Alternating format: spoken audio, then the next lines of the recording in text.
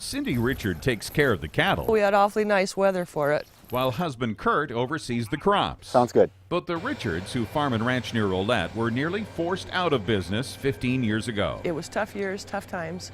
It was just a constant stress. That's when their new banker, Dave Anderson, introduced them to Jeff Miller, a farm financial consultant. Taught us to be better managers. They really did.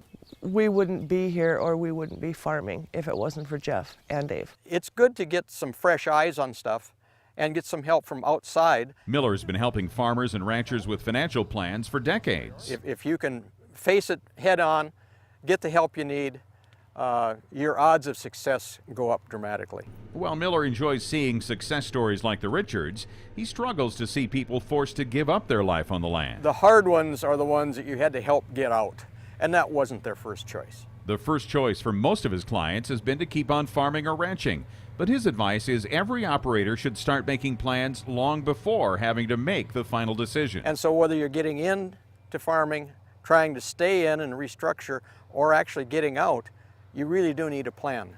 Because without a plan, you always wind up in worse shape. And I always say, if we don't have a plan, the bank will.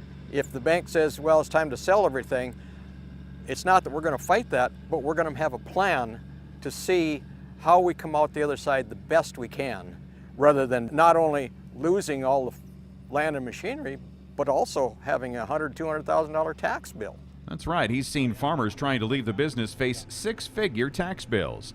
That possibility makes it clear why planning is critical. And Miller says he's worried about next year, after a year where many farms will lose money and the crunch worsens. Start putting a plan together now that a year from now you'll look back and say, boy, I'm glad we set it up that way, because if we hadn't, we may not have had many options. I'm happy that we got the help we needed when we needed it. That help opened up options for the Richards and set them on a manageable course to keep planting and harvesting This is a life I love. and raising cattle We're doing what we love to do.